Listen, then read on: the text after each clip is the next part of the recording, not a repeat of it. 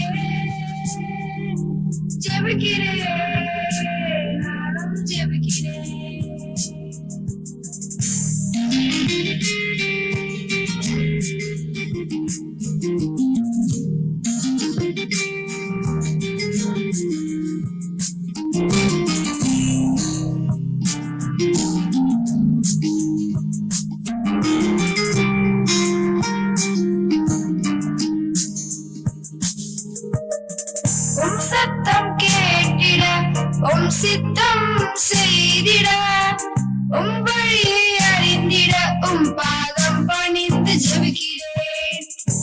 சத்தம் கேட்டிட சித்தம் செய்திட வழியை அறிந்திட பாதம் பணிந்து ஜெபிக்கிறேன். நானும் ஜெபிக்கிறேன்,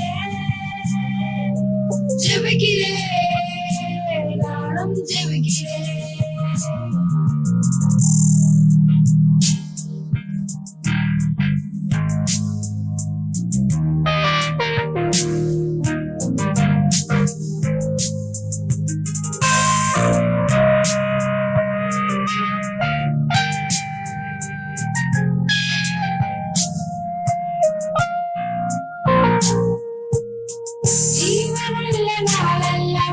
நன்றியாக நிறைந்திருக்க வெற்றியோடு வாழ்ந்திட உம்மை துதித்து ஜெபிக்கிறேன்.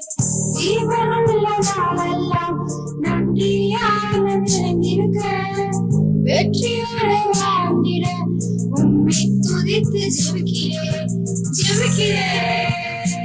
நானும் ஜெபிக்கிறேன், நானும் ஜெபிக்கிறேன்.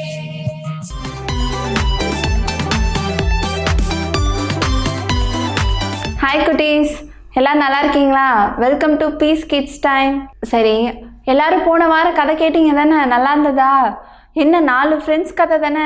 யாரெல்லாம்? தானியேல் தானே? சரி, அவங்க எப்படி சிங்கத்துக்கிட்டேருந்து தப்பிச்சிட்டாங்க அப்படி தானே? எப்படி தப்பிச்சாங்க ஞாபகம் இருக்கா எல்லாருக்கும்? Very good. அவங்க 3 வேளை என்ன பண்ணாங்க? ப்ரேயர் பண்ணாங்க. நீங்களும் ப்ரேயர் பண்ணிங்களா? இன்றைக்கி நம்ம ஒரு சோல்ஜரோட கதை பார்க்க போகிறோம். சோல்ஜர்ஸை எத்தனை பேர் பார்த்துருக்கீங்க? கை தூக்குங்க. நான்லாம் பார்த்துருக்கேன். நீங்கள் பார்த்துருக்கீங்களா? சரி, எங்கே இருக்காங்க சோல்ஜர்ஸ்? என்ன பண்ணுவாங்க? நாட்டை என்ன பண்ணுவாங்க? பாதுகாப்பாங்க, அப்படி தானே? அந்த காலத்தில் நாட்டை ஆண்டது யார்? ராஜாக்கள், அப்படி தானே? ராஜா இருந்தாலே அந்த ராஜாவோட அரசாங்கத்தில் நிறைய பேர் வேலை பார்ப்பாங்க. மந்திரிகள், அந்த மாதிரி போர் வீரர்கள், அப்புறம் படை இருக்கும், அப்படி தானே? ஒரு பெரிய படம் இருக்கும். என்ன படம்லாம் இருக்கும்? யானை படம் இருக்கும், குதிரை படம் இருக்கும், அப்படி தானே? வேறு என்ன படம்லாம் தெரியும்? Very good. சிப்பாய் படம் இருக்கும். வேறு? சரி, வெரி குட். இந்த 3 படைகளும் ஒரு ராஜாக்கு கீழே இருக்கும், அப்படி தானே? அதே மாதிரி ஒரு சீரியா நாட்டோட ராஜா இருந்தாராம். அவருக்கு ஒரு படைத்தலைவன் இருந்தான். அவன் பேர் என்னது அப்படின்னா நாகமான்.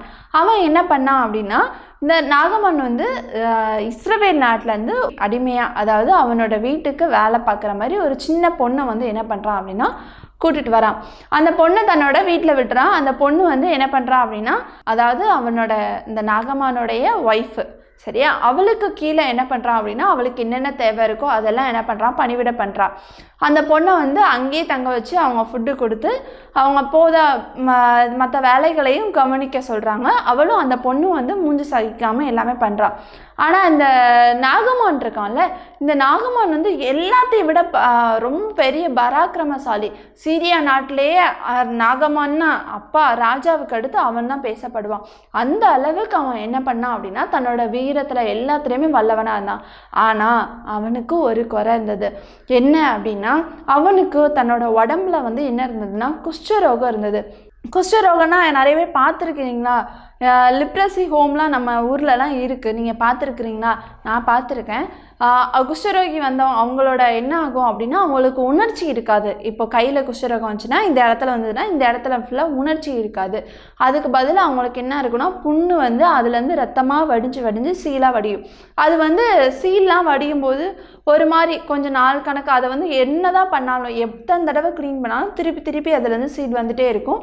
கொஞ்சம் நாள் கணக்க போக போக என்ன ஆகும்னா இந்த விரலெல்லாம் அந்த கிருமி வந்து என்ன பண்ணுவோம்னா அப்படியே அரிச்சு ஃபுல்லாகவே அந்த விரலே இல்லாமல் அப்படி மொட்டையாயிரும். அந்த மாதிரிலாம் வந்து நிறைய பேர் இருக்காங்க. சரியா? அந்த மாதிரி இவனுக்கு வந்து குஷ்டரோகம் எப்படி இருந்ததுன்னா உடம்பு பூரா வந்து புண்ணாக இருக்கும், உடம்பு வந்து ஃபுல்லாகவே சீலாக வடியும். அவன் கிட்டேயே வந்து யாரும் என்ன பண்ண முடியாதுன்னா போக முடியாது. ஏன்னா அந்த புண்ணிலேருந்து வரக்கூடிய அந்த நாத்தத்தை வந்து யாராலையுமே தாங்க முடியாது. அது போக அந்த படைக்கு வந்து நம்ம தலைவன் அப்படி தானே, அப்போ அந்த சோல்ஜர்ஸ்க்கான ட்ரெஸ் எல்லாம் போடணும். அந்த சோல்ஜர்ஸ்க்கான ட்ரெஸ் எல்லாம் போடும்போது அவனுக்கு ரொம்ப வலிக்கும். ஆனாலும் அவன் என்ன பண்ணுவான்னா அந்த குறைய வந்து பெருசாக எடுத்துக்க கூடாது அப்படின்னு சொல்லிட்டு படையில் போரில் அதுலலாம் தன்னோட தீவிரமாக ஒர்க் பண்ணுவான். அவன் ரொம்ப பராக்கிரமசாலியாகவும் இருந்தான். ஆனால் இந்த சிந்து பெண் வந்து அது எல்லாத்தையுமே பார்க்குறா. டெய்லியும் தன்னோட எஜமான் வந்து தன்னோட ரூம்குள்ளே அதாவது வீட்டுக்குள்ளே வந்தோடனே எல்லாரையும் வெளியே அனுப்புகிறாரு. அப்படி என்ன அவருக்கு பிரச்சனை அப்படி சொல்லி அவன் பார்க்கும்போது அவள் வந்து ஜன்னல் வழியே அதை எட்டி பார்க்குறா. அப்போ அவளுக்கு தெரியுது ஃபுல்லாகவே உடம்பு ஃபுல்லாக புண்ணாக இருக்குது. தெரிஞ்சுட்டு அவள் என்ன பண்ணுறா அப்படின்னா தன்னோட எஜமாட்டிக்கிட்ட போய் சொல்கிறா, இந்த மாதிரி ஐயாவுக்கு வந்து நிறைய புண்ணாக இருக்கிறத நான் பார்த்தேன். நீங்கள் என்ன பண்ணுங்க அப்படின்னா எங்கள் நாட்டில் இங்கே இஸ்ரவேல் நாட்டில் ஒரு தீர்க்கதரிசி இருக்காங்க, அவங்க கிட்ட போனீங்க அப்படின்னா அங்கே வந்து இவருக்கு கண்டிப்பாக குஷ்டரோகம்லாம் சரியாயிடும்.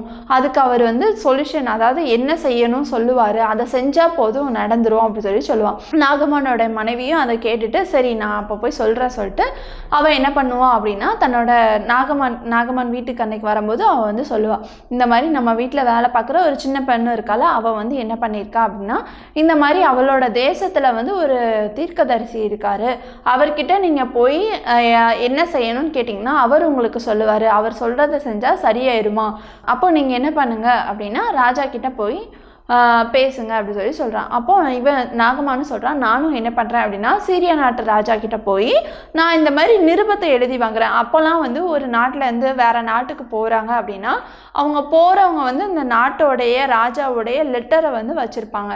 இப்போது இந்த நாட்டு படைத்தலைவன் வந்து திடீர்னு வந்து வேறு நாட்டுக்குள்ளே போனாங்க அப்படின்னா எதுவுமே சொல்லாமல் போனாங்க அப்படின்னா அந்த நாட்டில் உள்ளவங்க என்ன பண்ணுவாங்கன்னா இவனை வந்து கொலை பண்ணிடுவாங்க. ஸோ அதனால் என்ன பண்ணுவாங்க அப்படின்னா அந்த நாட்டுக்குள்ளே அடுத்த நாட்டுக்குள்ளே போகணும் அப்படின்னா ராஜாவோட பெர்மிஷன் லெட்டர் வேணும். எப்படின்னா நான் தான் இவனை வந்து அனுப்பியிருக்கேன், இவன் வந்து உங்ககிட்ட வந்து இந்த தூது சொல்ல தான் வந்து அனுப்பியிருக்கேன் அப்படின்னு சொல்லி இவர் வந்து சொல்லி அனுப்பியிருப்பார். அந்த நிருபத்தை எழுதி அவன் கையில் கொடுத்துருவாங்க. இவனும் என்ன பண்ணுவான்னா ராஜா முத்திரப்பட்டு கொடுத்ததுனால இவனும் அந்த லெட்டரும் அவன் கூட வந்து ஒரு கொஞ்சம் பேரையும் கூட்டிகிட்டு அந்த ரதத்தில் தான் போவான். சரியா? அப்போ போயிட்டு அங்கே இஸ்ரவேல் நாட்டு ராஜாவை பார்த்து இவன் என்ன பண்ணுவான் அப்படின்னா தன்னோட லெட்டரை கொடுப்பான். அந்த லெட்டரில் என்ன எழுதியிருக்கும் அப்படின்னா என்னுடைய படைத்தலைவன் இவனுக்கு வந்து நீங்கள் என்ன பண்ணணும் அப்படின்னா இவனோட குஷ்டரோகத்தை வந்து நீங்கள் சுகமாக்கி அனுப்பணும் அப்படின்னு சொல்லி அனுப்பியிருப்பான். உடனே இந்த லெட்டரை படித்தோடனே இஸ்ரவேல் ராஜாவுக்கு என்ன ஆயிரும் அப்படின்னா பெரிய நடுக்கம் வந்துடும். ஏன் அப்படின்னா சிரியா நாட்டு வந்து ரொம்ப பெரிய நாடு, அடுத்த நாட்டை வந்து ஈஸியாக வந்து என்ன பண்ணிடுவாங்கன்னா கைப்பற்றிடுவாங்க. அப்போ வந்து இஸ்ரவேல் நாட்டு ராஜா வந்து கொஞ்சம் பயந்துருவான். ஏன் அப்படின்னா இவனுக்கு குஷ்டரோகனாலே சரியாக முடியாத ஒரு வியாதி. அப்படி இருக்கும்போது இந்த வியாதியை சரி பண்ண சொல்லி அதுவும் என்கிட்ட அனுப்பியிருக்கான்.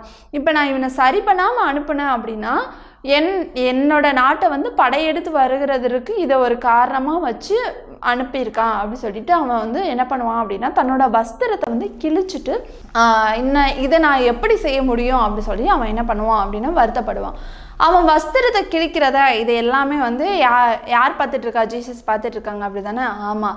அதே மாதிரி அன்னைக்கு என்ன ஆகும் அப்படின்னா அவனோட வஸ்திரத்தெல்லாம் வந்து அவன் கிழிக்கிறத ஆண்டவர் வந்து யாருக்கு சொல்லிடுவார் அப்படின்னா எலிசா தீர்க்கதரிசிக்கு சொல்லிடுவார். அந்த நாட்டில் எலிசா தீர்க்கதரிசி இருப்பார். அப்போ இஸ்ரவேல் நாட்டு ராஜா தன்னோட வஸ்திரத்தை கிழித்து இப்படி புலம்புறாரு அப்படின்னு சொல்லி தெரிஞ்ச உடனே இந்த எலிசா தீர்க்கதரிசி என்ன பண்ணுவார் அப்படின்னா அவர்கிட்ட ஆள் அனுப்புவார். இஸ்ரவேல் ராஜா கிட்ட ஆள் அனுப்புவார். என்ன அப்படின்னா நீங்கள் ஏன் வஸ்திரத்தை கிழிச்சு நீங்கள் ஏன் புலம்பணும், அவனை என்கிட்ட அனுப்பிவிடுங்க. இஸ்ரவேல் நாட்டிலேயும் இப்படிப்பட்ட ஒரு தீர்க்கதரிசி இருக்காங்க, அவரோட தெய்வன் வந்து உண்மையான தெய்வம் அப்படின்றத அவங்களும் தெரிஞ்சுக்கொள்ளட்டும், நீங்கள் அனுப்பிவிடுங்க அப்படின்னு சொல்லிடுவார். அப்போ இந்த ஆள் போய் வேகமாக போய் இந்த வேலையாள் போய் சொல்லும் போது ராஜா சந்தோஷப்பட்டு அந்த நாகமானை என்ன பண்ணுவார் அப்படின்னா, அங்கே போங்க, எலிசா தீர்க்கதரிசி கிட்ட போங்க, அவர் உங்களுக்கு சொல்லுவார் அப்படின்னு சொன்னோடனே இந்த நாகமான் என்ன பண்ணுவான், ரொம்ப சந்தோஷமாக படையெல்லாம் கிளப்பிட்டு வேகமாக போவான். எப்படின்னா அவன் என்ன எதிர்பார்த்து போவான் அப்படின்னா, நம்ம வீட்டு வாசலில் போய் நின்ன உடனே எலிசா என்ன பண்ணுவார்னா நம்மளை நோக்கி வேகமாக ஓடி வருவார், நம்ம ஓடி வந்து நம்மளை கட்டி அணைச்சிப்பார், நமக்கு ராஜ மரியாதை கொடுப்பாரு அப்படி சொல்லி யார் நினைப்பான் அப்படின்னா நாகமான் நினைப்பான். ஆனால் அங்கே போய் அவன் வீட்டு வாசலில் நிற்கும் போது எலிசா தீர்க்கதரிசி என்ன பண்ணுவார் அப்படின்னா, தன்னுடைய வேலையால், அதாவது கேயாசி அப்படின்ற ஒருத்தரை வந்து என்ன பண்ணிடுவார்னா அனுப்பிவிடுவார். அனுப்பிட்டு நீ போய் சொல்லு, அவங்கள என்ன பண்ணணும் அப்படின்னா 7 முறை, எத்தனை முறை, 7 முறை யோர்தானுடைய நதியில் அவன் ஃபுல்லாக முங்கி எந்திக்கணும், அதாவது ஸ்நானம் பண்ணணும், குளிக்கணும்னு சொல்லுவார். உடனே இவன் என்ன பண்ணுவான் அப்படின்னா, அந்த வேலைக்காரன் போய் சொல்லுவான், இந்த மாதிரி யோர்தான் நதியில் நீங்கள் என்ன பண்ணுங்க 7 முறை முங்கி எந்திங்க அப்படின்னு சொன்ன உடனே நாகமானுக்கு சரி கோவம் வந்துடும். ஏன் அப்படின்னா, இவ்வளோ பெரிய படை தலைவன் வந்திருக்கேன், என்னை பார்க்குறதுக்கு அவர் வெளியே வரல, அவர் வந்து என் மேலே கையை வச்சு எனக்கு தடவி கொடுத்து எனக்கு சுகப்படுத்துவார் நான் நினச்சா, இவர் என்னடானா போய் ஒரு நதியில் போய் முங்கி 7 முறை எந்திக்க சொல்கிறாரு அப்படின்னு சொல்லிட்டு இவன் என்ன பண்ணிடுவான், கோவப்பட்டு தன்னோட படையை அவன் கூட்டிகிட்டு வந்த அத்தனை பேரையும் கூட்டிகிட்டு அவன் என்ன பண்ணுவான்னா திரும்பி தன்னோட ஊருக்கு போயிட்டுருப்பான். அப்போ போகிற வழியில் அவனோட ரதத்தை ஓட்டுவான்ல அந்த வேலைக்காரன் வந்து சொல்லுவான், என்ன சொல்லுவானா, ஐயா கோவப்படாதீங்க, அவர் வந்து ஒரு பெரிய தீர்க்கதரிசி, அவர் வந்து பெரிய ஒரு காரியத்தை செய்ய சொல்லியிருந்தா, இப்போ உங்ககிட்ட இருக்கிற உங்களோட சொத்தை தர சொல்லியிருந்தா நீங்கள் தந்திருப்பீங்க, உங்ககிட்ட இருக்கக்கூடிய ஒரு பெரிய, இப்போ நீ இந்த வேலையை விட்டுரு அப்படின்னு ஒரு பெரிய காரியத்தை செய்ய சொல்லியிருந்தா நீங்கள் செஞ்சுருப்பீங்க. ஆனால் அவர் என்ன சொன்னார், ஒரு சின்ன விஷயம் தானே செய்ய சொன்னார், 7 முறை நான் யோர்தான் நதியில் முங்கி தானே எந்திக்க சொன்னார், ஸோ நீங்கள் முங்கி மட்டும் எந்திங்க போதும், சரியாயிரும், கண்டிப்பாக சரியாயிரும் அப்படின்னு சொல்கிறார். ஒரு தடவை ட்ரை பண்ணுங்களேன் அதை அப்படின்றாரு. உடனே இந்த நாகமான் யோசிக்கான், ஆமாம் அவர் பெருசாக ஏதாவது சொல்லியிருந்தா நான் கண்டிப்பாக செஞ்சுருப்பேன், இவர் வந்து சின்ன விஷயம் தானே சொன்னார், சரி ட்ரை பண்ணி பார்ப்போம் சரியாகுதோ இல்லையோ, அவர் 7 முறை முங்கி தானே எந்திக்க சொன்னார், ஸ்நானம் பண்ண சொன்னார்லாம், நான் 7 முறை ஸ்நானம் பண்ணுறேன்னு சொல்லிட்டு என்ன பண்ணுவான்னா யோர்தான் நதியில் தடவை முங்குவான். அவன் முங்கிட்டு தன்னோட கைகளை எல்லாத்தையும் பார்ப்பான், சரியாக இருக்காது. 2வது முறையும் முங்கி இருந்துச்சு, கைகளை பார்க்குறான், எந்த ஒரு புண்ணுமே சரியாகலாம், அதே மாதிரி தான் இருக்குது. 3வது முறை முங்கி எந்திக்கிறான், அப்பமும் அப்படியே தான் இருக்குது. 4வது முறை முங்கி எந்திக்கிறான், அப்பமும் அப்படி தான் இருக்குது. 5வது முறை முங்கி எந்திரிக்கிறான், அப்பமும் அப்படி தான் இருக்குது. 6வது முறையும் முங்கி எந்திரிச்சு பார்க்கும்போது அப்பமும் அதே புண்ணு, அதே சலம் எல்லாமே அப்படியே இருக்குது. 6 முறை முங்கி எந்திரிச்சிட்டா இப்போ கூட ஒரு புண்ணு கூட சரியாகலை. சரி 7வது முறை முங்குவோம் அப்படின்னு சொல்லிட்டு 7வது முறை அவன் முங்கி எந்திக்கும் போது என்ன அற்புதம் அப்படின்னா, அவனோட கையில் ஒரு புண்ணு, அந்த புண்ணு இருந்ததுக்கான தடம் கூட இல்லையாம். அவ்வளோ அளவுக்கு பிறந்த குழந்தைங்களோட சரீரம் எப்படி இருக்கும், ரொம்ப சாஃப்டாக இருக்கும், அப்படி தானே நீங்கள் தொட்டு பார்ப்பீங்க தானே. அப்போ உடனே அவன் சந்தோஷமாக எந்திரிச்சு என்ன பண்ணுறான் அப்படின்னா, திருப்பியும் எலிசாவை போய் பார்க்குறான்.